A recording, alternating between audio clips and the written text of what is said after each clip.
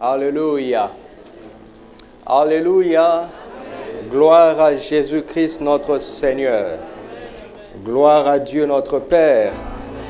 Gloire au Saint-Esprit qui est en ce lieu. Alléluia. Nous avons eu notre première expérience avec les jeunes. Cette semaine, c'était exceptionnellement le vendredi, mais je précise que nous reprenons les jeudis. Ce sera le jeudi, et pas non le vendredi. Et venez à l'heure, s'il vous plaît. Alléluia. Amen. Nous allons lire quelques passages. Commençons dans Matthieu. Matthieu 7, 7 à 11. Matthieu 7, 7 à 11. Demandez et l'on vous donnera. Cherchez et frappez et... Car quiconque demande, celui qui cherche, et l'on ouvre, c'est tellement simple. C'est évident, c'est d'une évidence pour notre Seigneur que c'est comme ça que ça fonctionne, simplement dans son royaume. Lequel de vous donnera une pierre à son fils s'il lui demande du pain? Ou s'il demande un poisson, lui donnera-t-il un serpent? Si donc, méchant comme vous l'êtes, vous savez donner de bonnes choses. Donnez quoi? De bonnes choses à qui? À vos enfants. À combien plus forte raison, votre Père qui est dans les cieux, donnera-t-il quoi? De bonnes choses. Le frère a lu en Luc. De bonnes choses à ceux qui les lui demandent.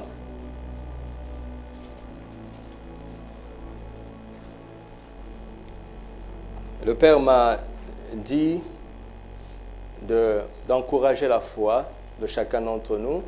Lorsque nous parlons du Saint-Esprit, lorsque nous disons que la prière est une activité spirituelle, et lorsque nous disons que Dieu veut d'abord impacter notre esprit au travers de la prière, lorsque nous disons que Dieu veut que nous cherchions premièrement son royaume et sa justice, il précise que le reste nous sera donné par-dessus.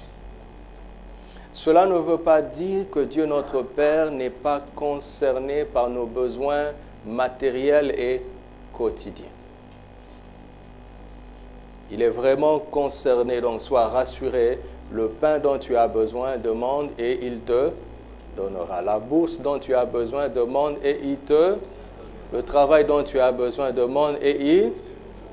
La guérison dont tu as besoin, demande et il... La promotion dont tu as besoin, demande et il... Alléluia. Il est bon, il est bon. Il nous aime.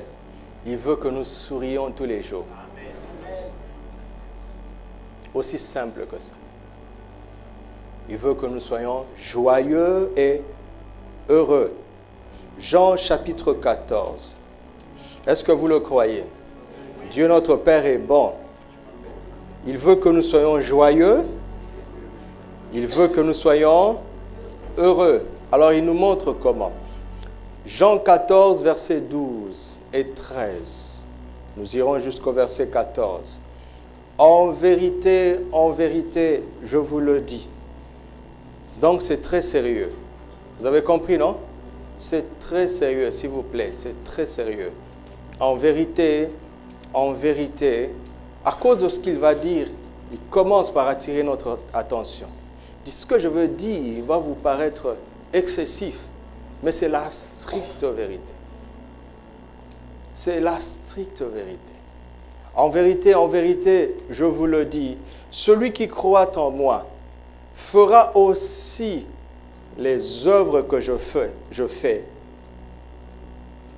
Et il en fera de plus grandes. Il y a une raison. Parce que je m'en vais au Père. En vérité, je vous le dis. Et tout ce que vous demanderez en mon nom, je le ferai afin que le Père soit glorifié. Si vous demandez quelque chose en mon nom, je le ferai. C'est un chèque en blanc. Quand il a dit quelque chose, il a pris un chèque, il a déjà signé, il a mis ton nom et te laisse remplir le montant. C'est pour ça qu'il commence par dire en vérité, parce que ça a l'air excessif. C'est pourtant la vérité.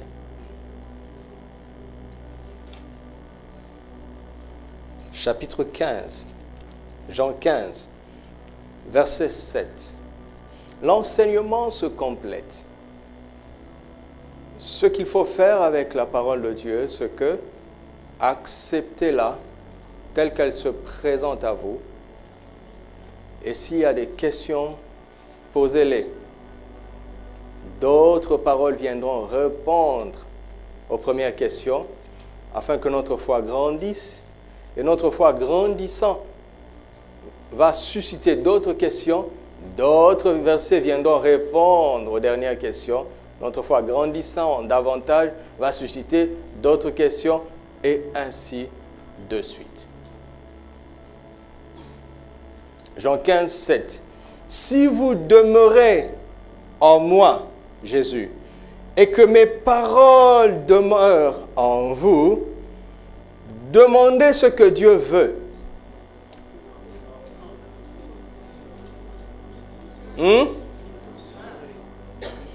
Demandez ce que Dieu a prévu. Demandez ce qui semble sage. Demandez quoi? Ce que qui veut. Voilà.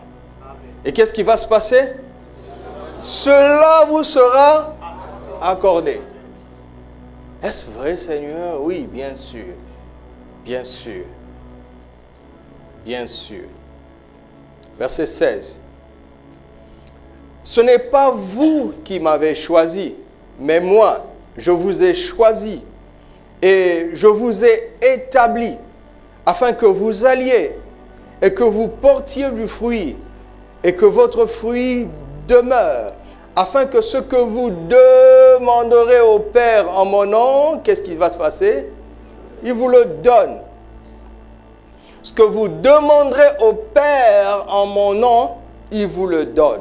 Ce que vous demanderez au Père en mon nom, il vous le donne. Jean chapitre 16, 23 à 24. Nous sommes en train de lire un livre sur la prière. Alléluia. Un livre sur la prière. C'est ce que nous sommes en train de lire. En ce jour-là, 23, en ce jour-là, vous ne m'interrogerez plus sur rien. En vérité, je vous le dis, ce que vous demanderez au Père, il vous le donnera en mon nom.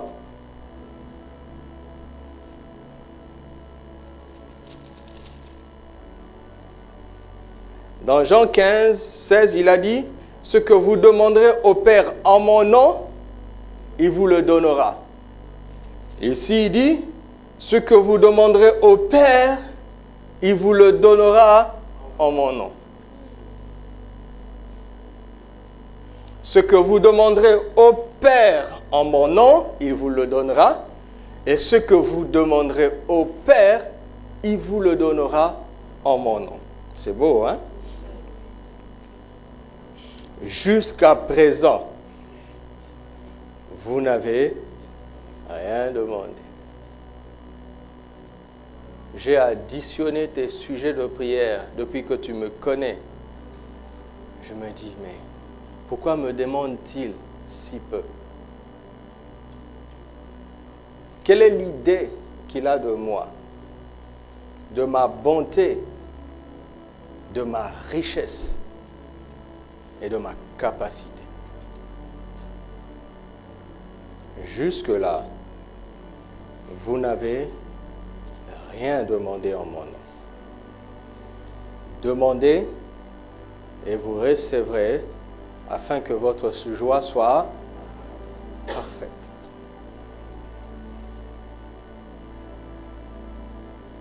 Parfaite. Je rêve des jours où mon enseignement ou ma prédication consistera simplement à aligner les versets. Et nous lirons pendant 1 heure. Et nous serons bénis. Et nous dirons Amen. Parce que parfois on parle trop pour rien. Nous les prédicateurs. J'ai dit nous, hein, y compris moi. Et à force de trop parler, nous prenons plus de place et il y a de moins en moins de place aux Écritures et beaucoup de place aux idées humaines qui n'ont pas beaucoup de force. Apocalypse chapitre 3.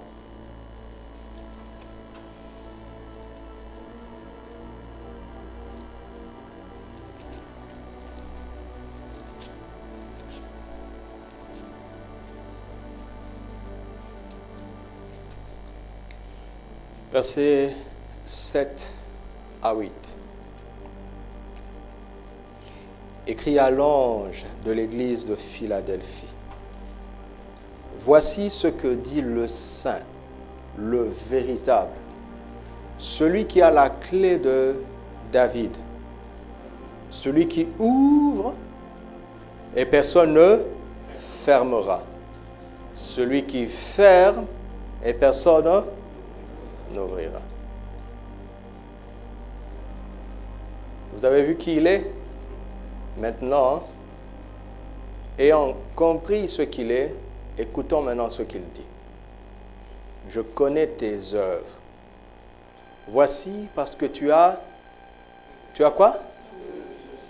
Peu de puissance. C'est important. Et que tu as gardé ma parole. Vous vous souvenez, non? Si mes paroles demeurent en vous et que vous demeurez dans mes paroles, qu'est-ce qui va se passer? Demandez ce que vous, et cela vous sera accordé. Dit, voici, parce que tu as peu de puissance et que tu as gardé ma parole. Et que tu n'as pas renié mon nom.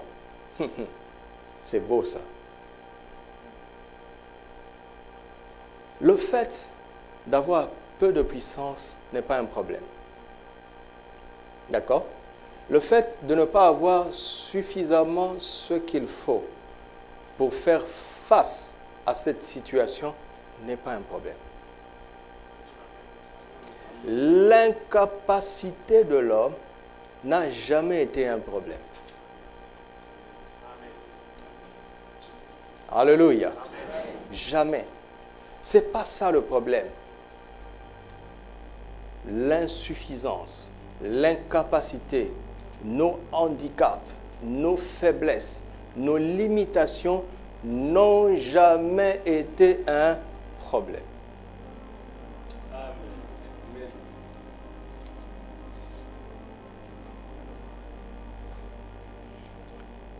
Tu peux résoudre ce problème en gardant la parole. Et en gardant une confiance intacte au nom de Jésus.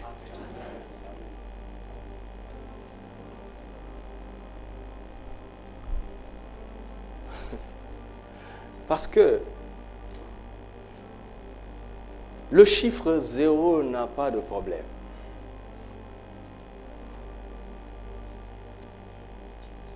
Le chiffre 0 n'est rien tant qu'il est devant.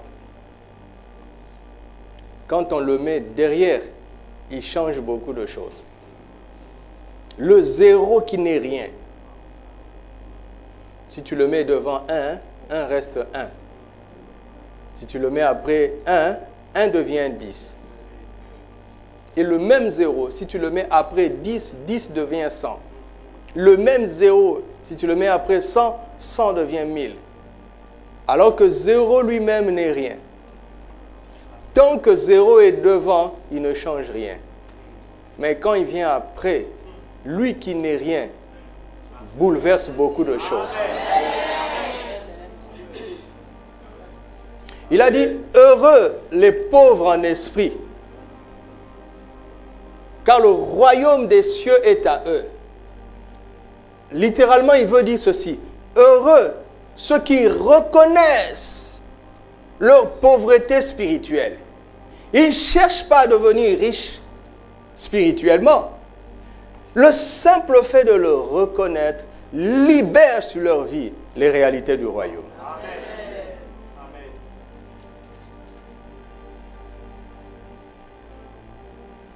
Alors,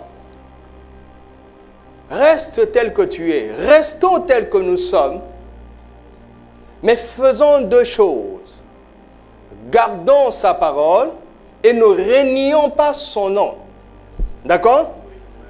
Mais ça me fait penser à quelque chose qui est dit quelque part ailleurs, Jean 1,12, à ceux qui ont reçu sa parole et qui ont cru en son nom. La parole leur a donné le pouvoir quoi? Ils changent de statut. En pratiquant simplement ces deux choses, ils changent de statut.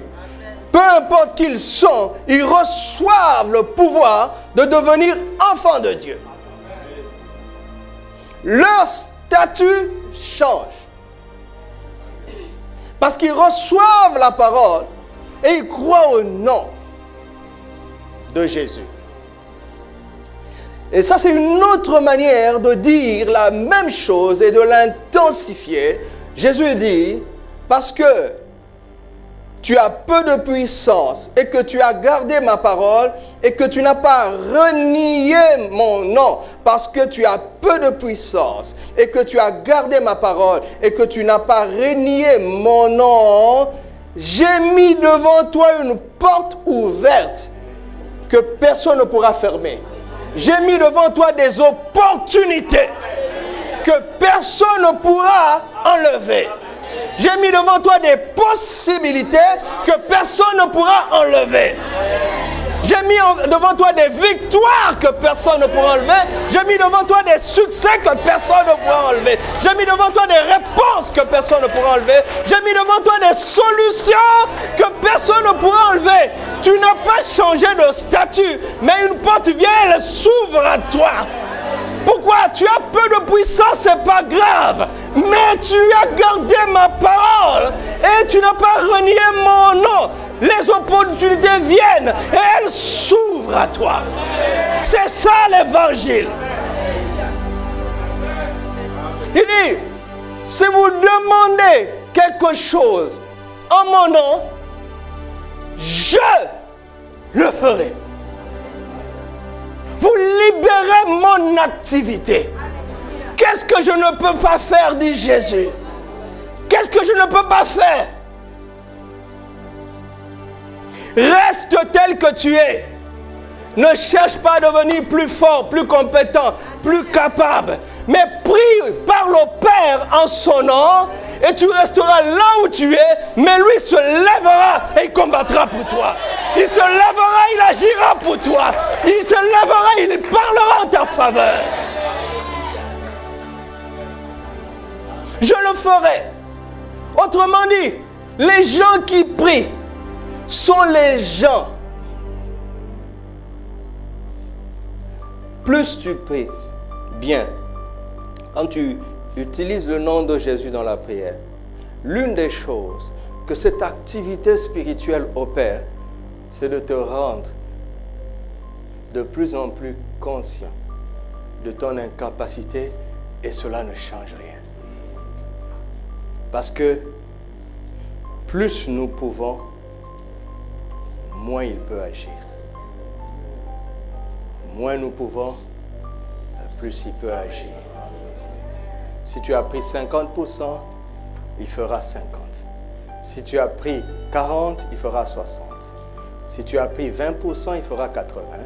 Si tu as pris 0%, il fera comment? C'est ça la prière. Ceux qui prient vraiment bien en esprit, ils comprennent qu'ils n'ont pas besoin de manipuler les gens. Ils n'ont pas besoin. Ils n'ont pas besoin de chercher des pistons. Ils n'ont pas besoin de trop travailler leur apparence. Ils ont juste besoin que Jésus se lève et qu'il agisse en leur faveur. Vous me suivez? Cela veut dire, l'une des choses les plus importantes que le Saint-Esprit opère dans le lieu secret de la prière, c'est de nous emmener à arrêter de nous débrouiller, de nous emmener à arrêter de bricoler, arrêter de bouger. Vous comprenez ça? Vous comprenez ça? Dieu a dû emmener Abraham à le réaliser. En Genèse 17, verset 1er, il lui dit, je suis El Shaddai, le Dieu tout suffisant, plus tout puissant. Marche devant ma face et sois intègre. Demeure conscient de ma présence et arrête de manipuler les choses. Arrête de te débrouiller, sois intègre, sois droit. Je t'ai promis un fils. Qu'est-ce qu'Agar vient faire dans cette affaire? Tu as une femme.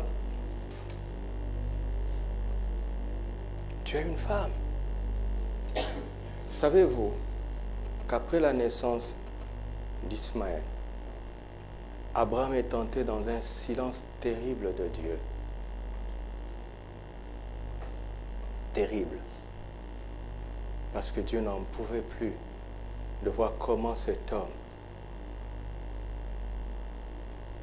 avait toujours tendance à vouloir l'aider quand ça chauffait. Dieu n'a besoin de l'aide de personne. Ceux qui prient vraiment en esprit réalisent qu'ils ne peuvent pas aider Dieu. Alors ils attendent et le laissent faire.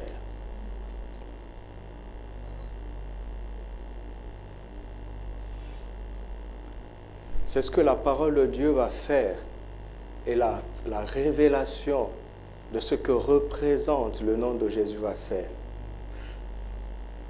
Quand quelqu'un te dit que tout pouvoir lui a été donné, qu'est-ce qu'il est en train de te dire indirectement? Est-ce que vous me suivez toujours? Regarde, si quelqu'un se présente à toi et qu'il te dit que tout pouvoir lui a été donné dans le ciel et sur la terre, qu'est-ce qu'il est en train de te dire indirectement? Qu'il y a zéro pouvoir ailleurs. La question maintenant c'est, le ailleurs là, contient qui? Il y a zéro pouvoir chez le diable, zéro pouvoir chez les démons, zéro pouvoir chez les anges, zéro pouvoir chez les puissants de ce monde, zéro pouvoir chez toi et moi, parce qu'il a tout pris. Il a confisqué tout ce qu'on peut appeler pouvoir.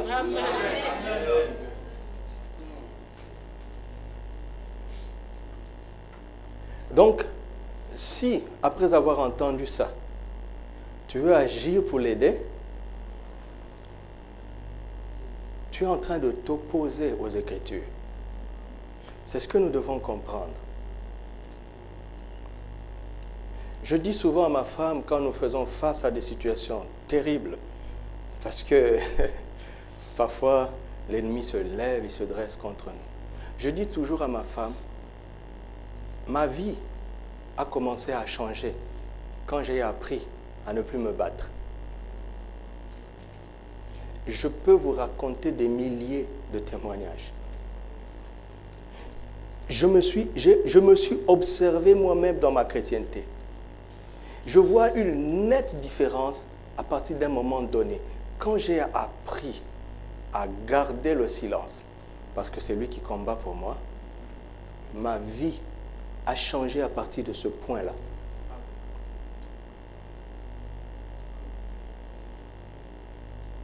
Il y a beaucoup de choses que le Seigneur peut faire, mais on lui laisse peu d'espace.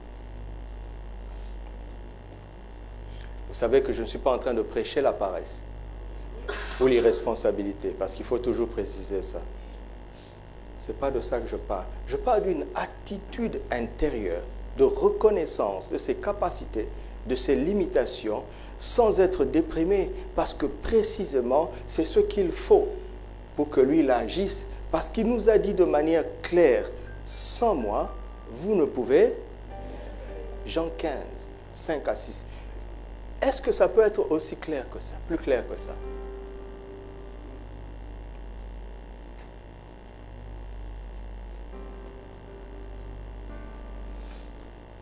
C'est pour cela que nous devons pratiquer la prière. Pourquoi? Parce que c'est dans le lieu secret de la prière que nous permettons au Saint-Esprit de discipliner la chair. Parce que la chair te poussera toujours à agir. La chair te montrera des domaines où tu es capable. Par toi-même. Écoutez-moi, tu as beau entendre ce que je dis et comprendre mes propos. Si tu ne pratiques pas la prière, ça ne marchera pas. Ça ne marchera pas. C'est dans le lieu secret de la prière que nous nous livrons totalement à Dieu et que le Saint-Esprit discipline la chair.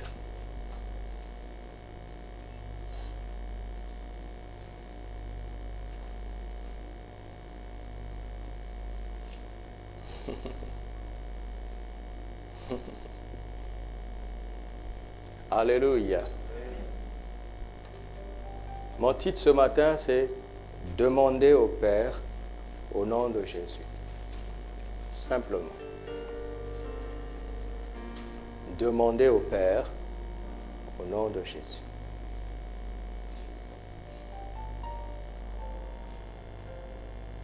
Simplement. Je vais vous donner quelques témoignages. La toute première fois où j'ai compris la puissance de la prière, la toute première fois, j'avais 19 ans.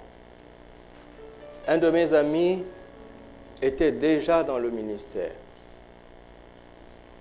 Il fonctionnait en tant qu'évangéliste, mon voisin de classe. Nous étions assis sur le même banc. Nous avons eu le bac ensemble. C'est mon tout premier ami dans la vie. Un homme passionné pour Jésus et zélé dans l'évangélisation. Donc, immédiatement après le bac, lui, il est entré dans le ministère. Et il préparait sa première campagne d'évangélisation dans le quartier où il habitait. Il y avait une maison de retraite, une maison de prière dans notre quartier à nous. Il est venu là-bas et il m'a demandé, puisqu'on avait vraiment développé notre foi ensemble, on avait partagé beaucoup de choses. Je connaissais son projet d'évangélisation, même quand on était sur le banc de l'école. Et je l'avais encouragé, j'avais cru en lui.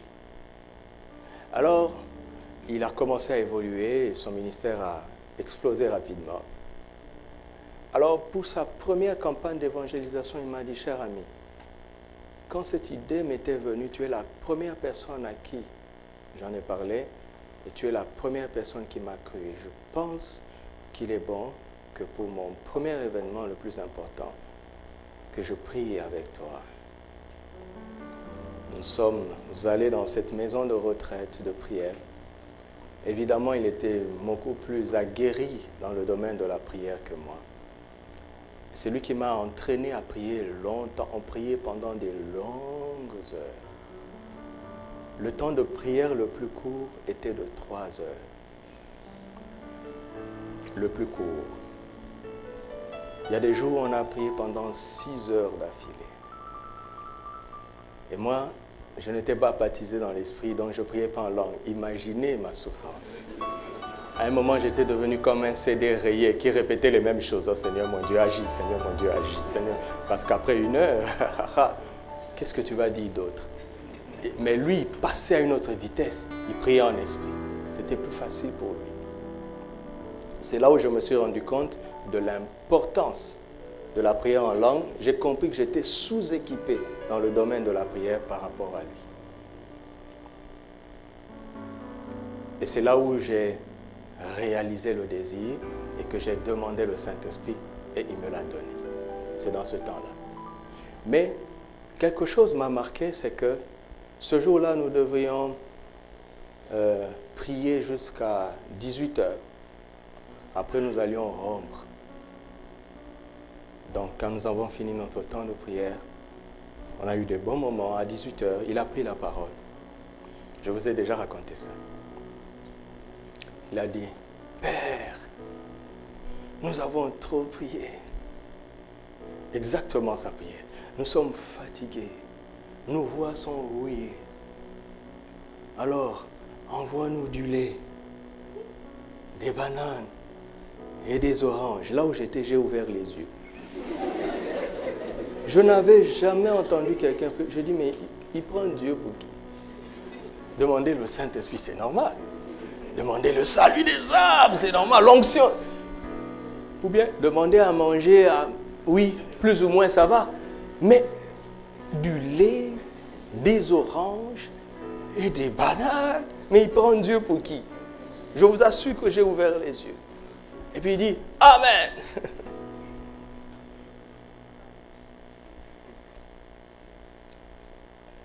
Donc, on nous emmenait à manger et il déposait ça devant la porte. Donc, nous avons ouvert la porte, nous avons pris à manger. Enfin, c'était la bouffe. Il n'y avait pas de lait, il n'y avait pas d'orange, il n'y avait pas de banane. Quand j'ai vu, j'ai dit, mais c'est normal. De toute façon, ça, ce n'est pas un exaucement, on s'y attendait. C'était organisé, quelqu'un nous faisait la bouffe. Et pendant que nous mangions, le propriétaire de la maison qui avait offert quelques pièces de sa cour à la prière est venu frapper à notre porte. Et il nous a dit ceci, s'il vous plaît, à 16 heures, une sœur avait emmené un sachet pour vous. On a pris le sachet, devinez ce qu'il y avait dedans. Du lait, des oranges et des bananes.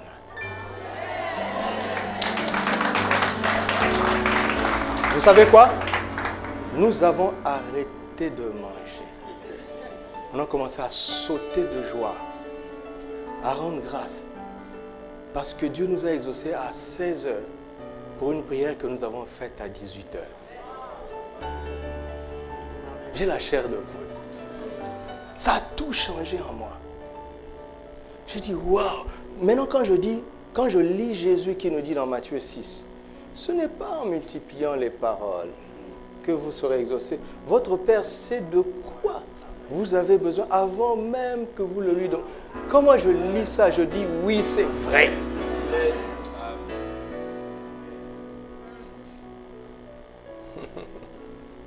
Un deuxième exemple, c'est qu'un jour, j'étais ici au Maroc, j'avais besoin d'acheter un frigidaire.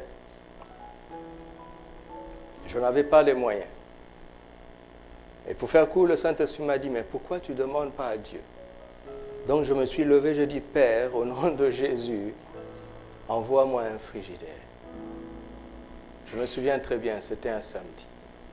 Amen. Et je commençais à nettoyer ma petite maison de l'époque. Et j'ai senti dans mon cœur, et si tu allais à l'intercession? Je n'allais plus à la réunion d'intercession, j'avais d'autres charges en tant que pasteur assistant. J'ai dit ok, j'ai fini le ménage rapidement. Je n'étais pas encore marié parce que les gens disent, ah maman l'a laissé faire le ménage. Et je suis allé à la réunion de l'intercession. Ça a commencé à 11 heures. Nous avons commencé à adorer le Seigneur pendant 1 heure. Et dans l'adoration, l'Esprit a commencé à m'enseigner quelque chose. Donc j'ai pris mon carnet, j'ai noté. Et il me dit, lève-toi, prêche ça.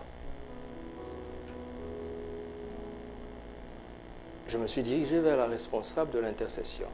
Je lui ai dit, le Seigneur me donne une pensée et il me dit de la partager. Elle me dit, mais c'est exactement, en fait nous avions dit que pour ce samedi, nous viendrons prier jusqu'à ce que Dieu nous parle.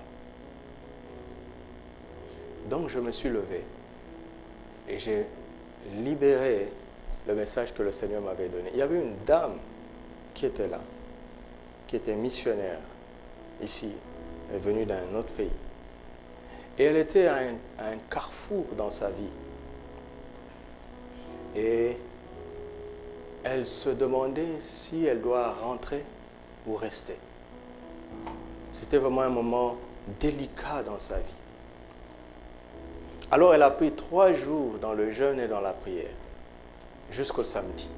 Et le samedi matin, alors qu'elle se plaignait, elle dit, Seigneur, c'est mon dernier jour et tu ne m'as pas parlé. Le Seigneur lui a dit, va à l'intercession, je vais te parler. Quand elle me raconte l'histoire après, au moment où Dieu lui disait, va à l'intercession, c'est au même moment où Dieu me disait, va à l'intercession.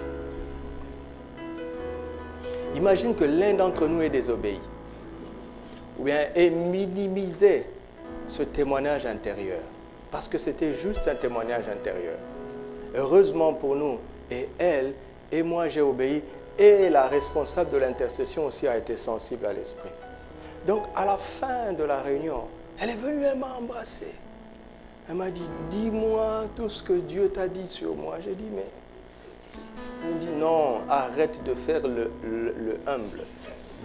Je ne comprenais pas. Dieu ne m'avait pas parlé d'elle. Finalement, elle s'est rendue compte vraiment que j'étais juste un instrument. Elle a pris rendez-vous avec moi. Elle est venue me voir et elle m'a raconté. Mais ce que je disais, c'est comme si je connaissais sa vie, je connaissais sa situation. Mais les précisions et même les exemples étaient trop précis. Trop précis. Nous avons rendu grâce à Dieu ensemble. Pour faire court, avant de partir, elle a vendu tous ses biens, puisqu'elle partait, et elle m'a offert un frigidaire.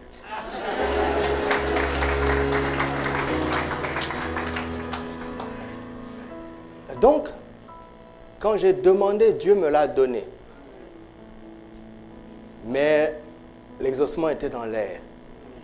Il fallait maintenant que je sois soumis à la direction de l'Esprit. Regardez. Regardez. Faites attention à ce que Jésus dit. Il dit, celui qui croit en moi fera aussi les œuvres que je fais. Et il en fera de plus grandes. Et il nous dit pourquoi. Comment? Parce que je m'en vais au Père. Qu'est-ce que le « parce que je m'en vais au Père » a à voir avec l'exaucement? Alors que les autres passages nous disent qu'il suffit de s'adresser au Père au nom de Jésus. Qu'est-ce que le « parce que je m'en vais au Père » a à voir à tout ça? C'est tellement simple. Parce qu'on n'a pas beaucoup de temps au premier culte, donc je vais contracter les choses. Quand Jésus va au Père, le Saint-Esprit descend. Il vous est avantageux que je m'en aille. Si je ne m'en vais pas, le consolateur ne viendra pas. Donc, il y a quelque chose qui se passe dans la prière. Quand on s'adresse au Père dans le nom de Jésus, et je suppose que l'Église ce matin a confiance dans le nom de Jésus. Je suppose cela, puisque je ne veux pas parler du nom de Jésus aujourd'hui. Je suppose que vous croyez que tout pouvoir a été donné au nom de Jésus. Je suppose que vous croyez que son nom a été pas seulement élevé, mais souverainement élevé, dans les cieux, sur la terre et sous la terre. Et que son nom a reçu autorité au-dessus de tout nom. Je suppose que vous croyez ça. Donc, quand vous utilisez le nom de Jésus, en ayant la foi en ce que les Écritures disent de lui, le Père agit. Le Père vous le donne, ce que vous demandez, ou bien le Fils lui-même se lève et il le fait. Ou bien ce que vous demandez vous est accordé. Vous entendez? Oh Dieu, regardez. Quand je m'adresse au Père au nom de Jésus, le Père me donne. Ou bien le Saint-Esprit se lève et agit en ma faveur. Ou bien, sans que le Père ou le Fils n'agisse, cette chose m'est accordée. Ça veut dire qu'il peut réveiller l'esprit de quelqu'un pour travailler en ta faveur. Mais l'une des choses que nous devons comprendre en plus, si tu veux demander de très très grandes choses, si tu veux aller très très loin dans l'efficacité de la prière, il faut savoir que le Père et Christ sont maintenant dans le domaine spirituel. N'est-ce pas? Et quand il libère les ossements, quand il nous accorde ce que nous avons demandé, c'est en esprit. Amen. Et n'aie pas peur du mot en esprit. C'est une réalité qui n'est pas encore matérielle. Mais c'est une réalité qui provoque les réalités matérielles. Regarde, si je te donne un chèque, tu as déjà l'argent. Mais il faut aller à ma banque pour l'encaisser. Et tant que tu ne l'encaisses pas, il serait insensé de dire que tu n'as pas. N'est-ce pas?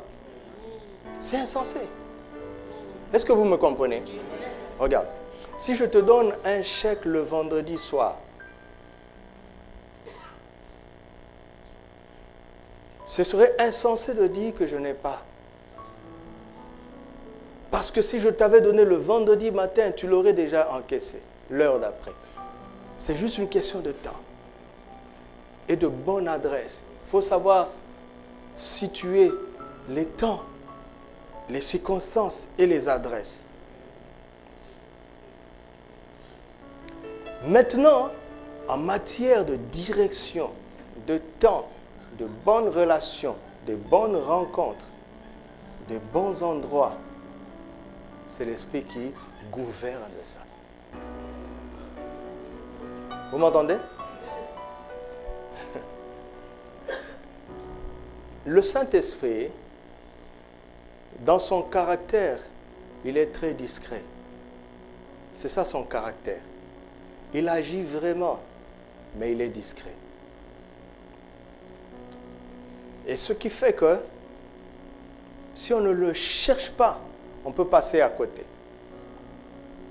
Le Père a libéré beaucoup de choses en notre faveur depuis que nous prions. Le Fils a agi tellement en notre faveur depuis que nous prions. Seulement, ces choses sont stockées quelque part. Il faut maintenant la direction de l'Esprit pour savoir les atteindre et les matérialiser. Parce que dans la divinité, c'est le Saint-Esprit qui est responsable de la communication.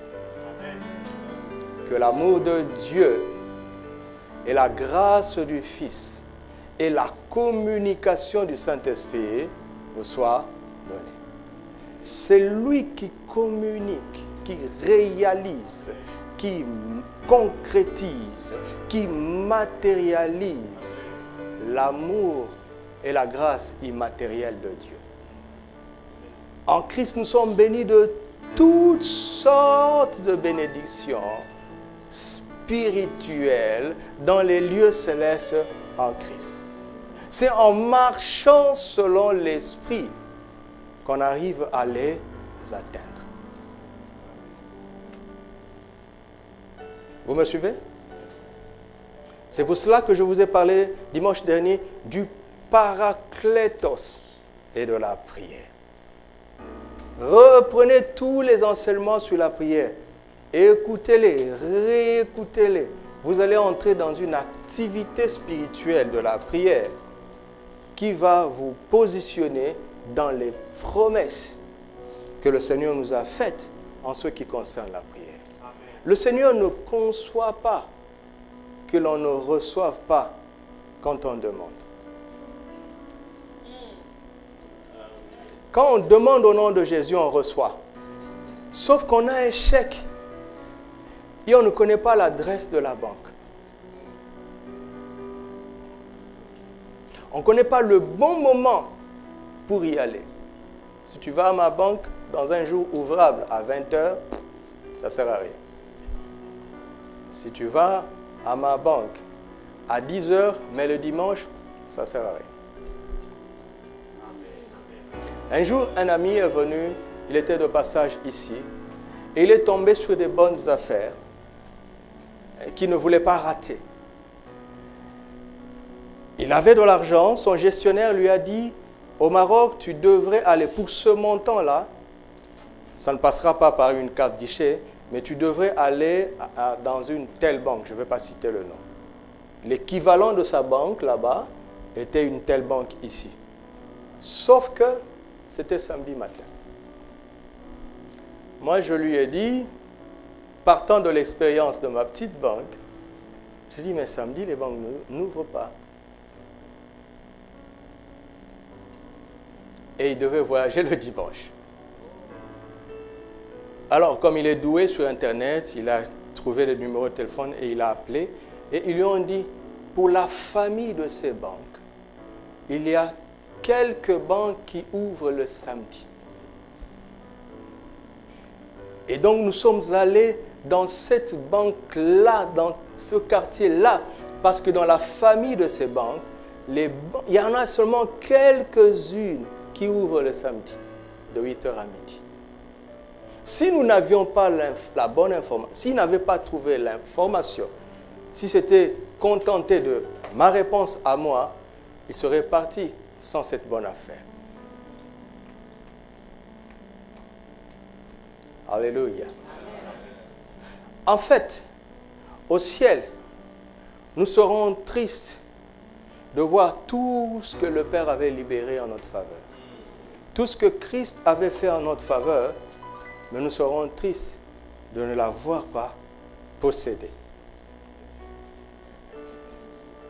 Est-ce que quelqu'un comprend? C'est pour cela qu'il faut connaître la puissance du nom de Jésus, méditer les Écritures, demeurer dans ses paroles, mais aussi apprendre à être conduit par le Saint-Esprit. Alléluia. Un jour, ma famille m'a appelé. Je ponctue le témoignage pour que ça soit aéré. Mon téléphone a sonné. Ma mère m'a appelé. Elle était en sanglots. Et elle n'arrivait pas à parler. Alors, j'étais pris de panique. J'étais ici. J'ai dit, maman, qu'est-ce qui ne va pas? Elle était tellement en sanglots qu'elle n'arrivait pas à parler. Je lui ai dit, passe le téléphone à quelqu'un d'autre. Ma soeur a pris le téléphone, elle a commencé à dire, ah, ici, ça ne va pas. Pouf, ça a coupé. Mettez-vous à ma place. Je dis, mais il y a un décès, mais qu'est-ce qui se passe? Je suis descendu rapidement, j'ai acheté du crédit. J'appelle, ça ne passe pas. J'appelle, ça ne passe pas. J'ai essayé une dizaine de fois, ça ne passait pas. Alors j'étais vraiment paniqué. À l'époque, je paniquais. Et pendant que je ne savais pas quoi faire, mon cochon, mon colocataire qui était aussi compatriote est sorti, il m'a dit, est-ce que tu as réussi à joindre le pays? Je lui ai dit non, il dit, mais j'essaie depuis le matin, ça ne passe pas. Et puis, rapidement, on s'est rendu compte que pour des raisons politiques, ils avaient fermé l'accès. J'ai dit, mais pourquoi seulement maintenant? Et j'étais dans le flou total pendant 24 heures. Qu'est-ce qui se passe là-bas? Alors, la nuit, j'étais tellement inquiet que je n'arrivais pas à dormir. Je me suis levé. Alors, j'ai commencé à prier. J'ai dit, Seigneur, toi, tu es partout. Tu n'es pas limité comme moi par le temps et l'espace. Alors, j'ai commencé à prier. J'ai commencé à prier. L'Esprit est venu sur moi et il m'a donné une vision. Donc, dans ce temps d'onction, j'ai commencé à prier. Et plus je priais, plus j'avançais en esprit. Et j'ai vu une personne qui est comme un monstre. Elle a commencé à me dire, laisse-moi terminer ce que j'ai commencé. Laisse-moi terminer ce que j'ai commencé. Et je ne sais pas pourquoi, c'est pour ça qu'il dit, si mes paroles demeurent en vous, et que vous demeurez dans mes paroles. Je ne sais pas pourquoi, ce jour-là, je me suis souvenu que Jésus lui avait dit, quel est ton nom? Je ne sais pas pourquoi, je lui ai dit, qui es-tu? Quel est ton nom? Et il m'a donné un nom. J'ai compris que c'était en anglais. J'ai arrêté la prière. Je suis allé prendre un dictionnaire. J'avais un petit dictionnaire anglais-français. J'ai ouvert. J'ai vu que ce nom, ce mot voulait dire à peu près quelqu'un qui est spécialiste dans les critiques. Donc j'ai tout compris. Alors je me suis levé, j'ai dit j'annule tous ces mensonges, j'annule ces calomnies, j'annule ces critiques au nom de Jésus. Et je suis allé dormir. 2 jours plus tard, le réseau s'est ouvert. J'appelle ma mère. Allô? Ça va? Je lui ai dit, qu'est-ce qui se passe? Écoutez ma mère. En fait, il y a eu un mensonge. Des gens sont venus, ils ont mis des choses dans la tête de mon père. Et ça a créé un problème familial terrible. Et ils ont convoqué une réunion de famille pour résoudre le problème. Et pendant que la situation s'enlisait, ma soeur a dit, je veux juste que vous sachiez que Doudou est au courant. Les gens se sont levés et dit, ah, si Doudou est au courant, c'est fini. Alors on oublie ça, oubliez ça. Non, même mon père me racontait ça. Il me dit, mais je n'ai jamais compris pourquoi la simple mention de ton nom a fait qu'ils ont dit, oublions ça. Le linge sale se lave en famille. Ne dites rien. Mon père dit, mais des gens qui ont 60 ans, face à un jeune homme de 25, papa ne comprenait pas. Mais l'esprit qui le contrôlait, j'avais marché dessus. Ça m'a aidé à réaliser que je peux agir en distance. Quand je suis conduit par l'esprit,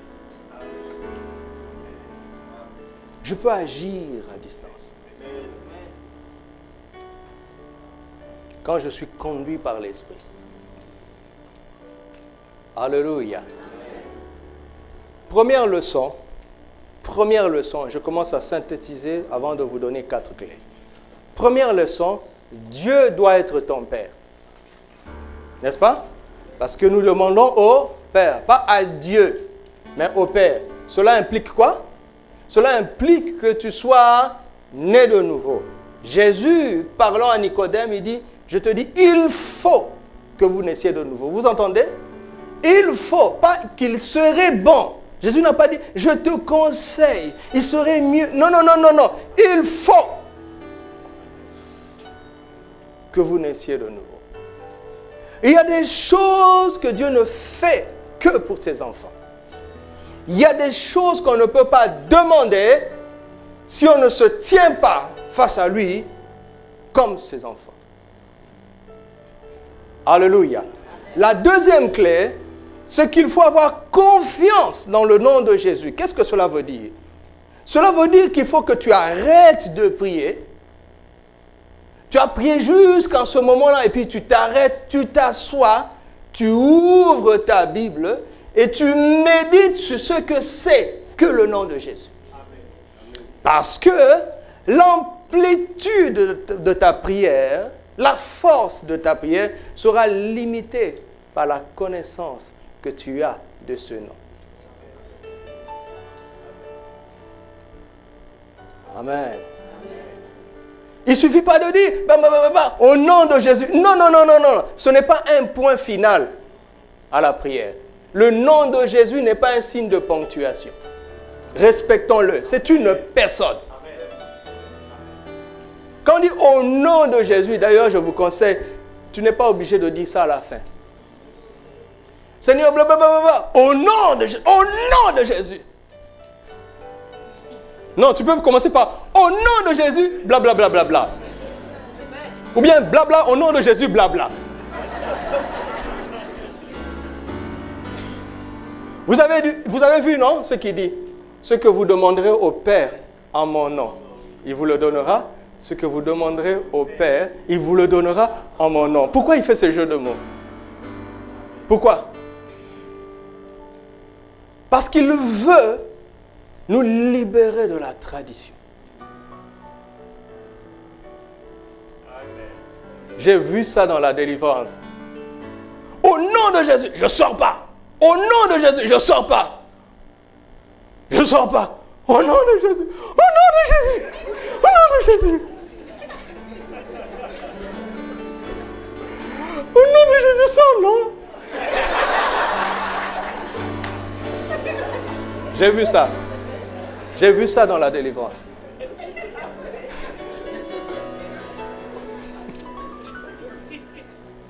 Parce que le démon, il sait si tu crois ou pas.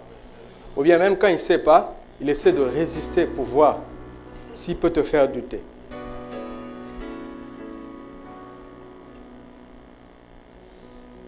Donc, deuxième clé, avoir confiance au nom de Jésus. D'accord?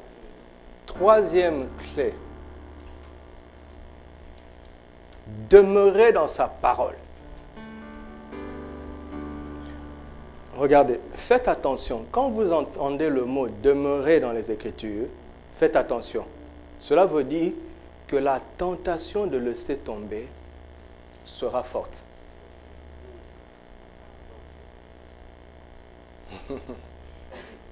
Alléluia. Il dit, si vous demandez quelque chose selon sa volonté, croyez que vous l'avez reçu. Il y a avant la prière, pendant la prière, mais après la prière est très important. Parce que si après la prière, vous baissez les mains, vous n'avez pas demeuré. Et parce que vous n'avez pas demeuré, l'Esprit ne sait plus comment vous conduire.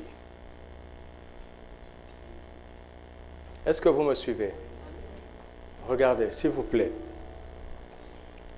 Je souffre beaucoup dans mon âme quand je vois que l'Église, à chaque fois qu'on commence à parler du Saint-Esprit, les chrétiens deviennent subjectifs. Ou bien ils deviennent, je ne sais pas quel mot trouver. Regardez. L'homme qui a été le mieux conduit par l'Esprit sur la terre était conduit par l'Esprit à travers les Écritures. Le premier moyen par lequel le Saint-Esprit nous conduit, c'est à travers les Écritures.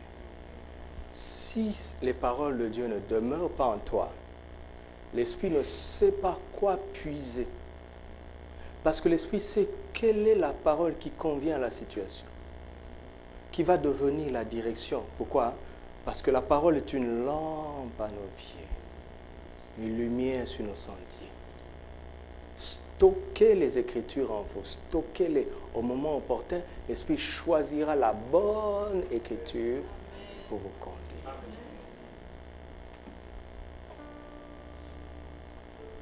L'homme le plus un, Jésus, comment est-ce qu'il a su? Comment est-ce qu'il a su que le moment était venu? La Bible dit, ce jour-là, il devait faire la lecture à la synagogue, et la Bible dit, il tomba sur la prophétie d'Ésaïe. L'Esprit du Seigneur est sur moi. Vous pensez que Jésus avait eu des frissons au mont des Oliviers le matin quand il priait et qu'il savait que c'est le jour? Non. Ce jour-là, les Écritures lui ont parlé. Il a dit, ce qui avait été écrit en mon sujet aujourd'hui. Il dit, aujourd'hui, cette parole de l'Écriture est accomplie. Donc, quand les paroles du Seigneur ne demeurent pas en vous, l'Esprit ne sait pas comment vous conduire.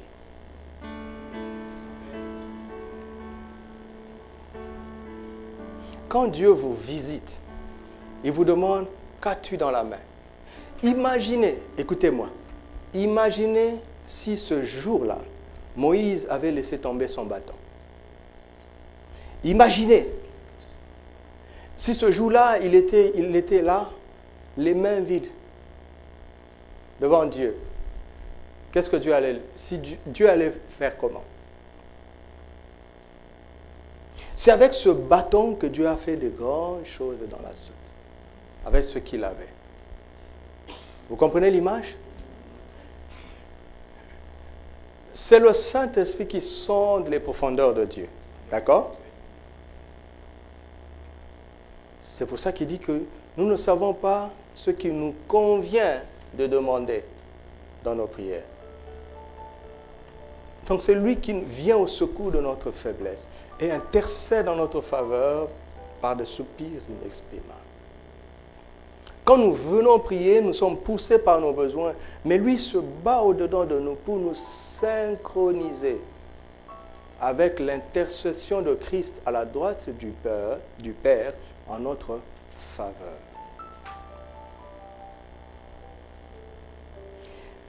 Et pour te le faire comprendre, il parlera le langage de Dieu. Le langage de Dieu, la langue de Dieu, c'est sa parole. Alléluia. Comme je dis, si je n'avais pas compris que j'avais affaire à un démon de critique extrême qui voulait diviser ma famille, je n'aurais pas prié efficacement. J'avais commencé ma prière par des plaintes. Seigneur, sauve, Seigneur, sauve. Ma prière n'était pas précise, elle était vague. Mais si je ne connaissais pas ce texte en moi, où Jésus a dit, quel est ton nom? Le Saint-Esprit allait se servir de quoi pour m'emmener à prier efficacement? Vous entendez? Quelqu'un reçoit ça?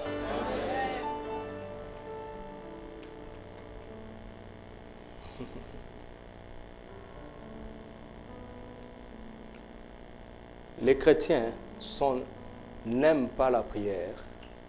En fait, lisons Psaume 65. Je pense que je vais m'arrêter ici. Psaume 65.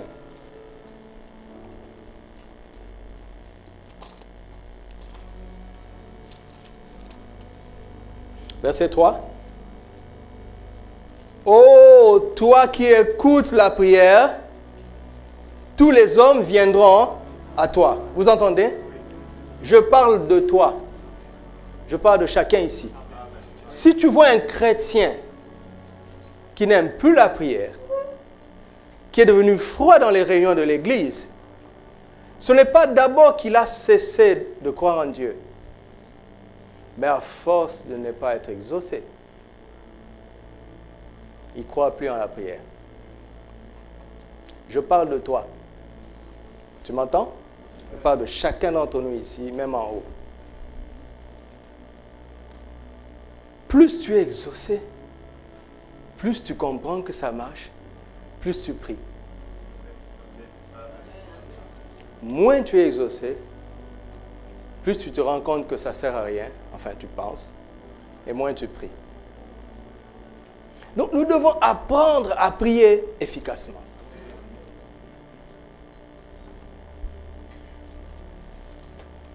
Je ne peux pas ne pas prier. Dans ma tête, je ne sais plus imaginer quelle est la situation qui va faire que je ne prierai pas. Regardez la ruse. Comment se fait-il que tu t'éloignes de celui qui peut tout et tu refuses de lui parler? Comment penses-tu t'en sortir?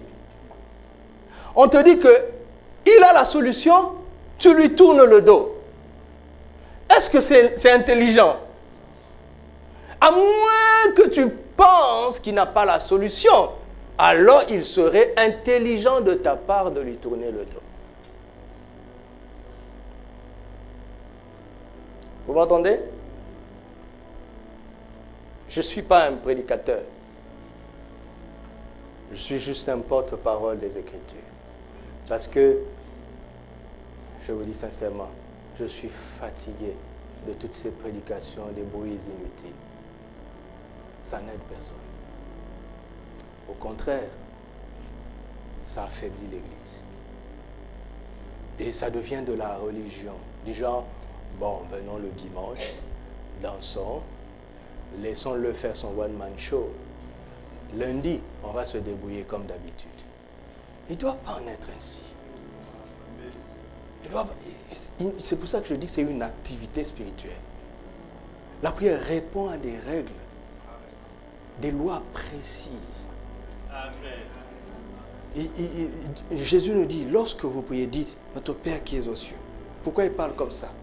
Parce qu'il avait dit à Job, Job 33, 38, Job chapitre 33, verset 38, il a dit, connais-tu les lois du ciel? Règles-tu leur pouvoir sur la terre? Donc il est en train de dire, celui qui connaît les lois du ciel va dominer sur la terre. Donc quand Jésus nous dit, cherchez premièrement le royaume et la justice, et le reste vous sera donné, il n'est pas en train de dire que nos prières l'ennuient. Il est en train de nous montrer comment nous pourrons prier efficacement. Parce que la prière répond à des règles. Qui est déjà allé chez un féticheur le temps passé? Vous avez honte. Vous êtes nombreux ici. Les féticheurs savent ce qu'il faut faire pour se connecter au monde des esprits, aux démons. Ils savent. Et les chrétiens ne savent pas ce qu'il faut faire pour se connecter au Saint-Esprit. Regardez Élie au mont Carmel. Élie savait ce qu'il fallait faire. Il n'a pas pris un nombre vague de pierres. Il en a pris 12. Il fallait que chaque tribu soit représentée. Et Élie leur a dit, invoquez vos dieux. Mais Élie n'a pas invoqué à n'importe quel moment. À l'heure de l'offrande du soir. Le gars maîtrisait les choses. C'est pas vague. Il maîtrisait les choses. Regardez Jésus. Si Jésus était allé quand Lazare était sur le point de mourir, je vous promets, Lazare n'allait pas être guéri. Vous ne croyez pas, hein?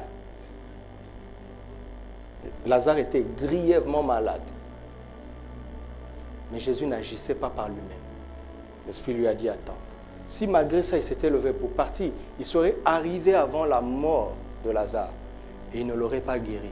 Et Lazare serait mort pour de bon. Par contre, puisqu'il a attendu l'Esprit, celui qui est conduit par l'Esprit ne peut pas arriver trop tard. Impossible. Impossible. Impossible. Alléluia.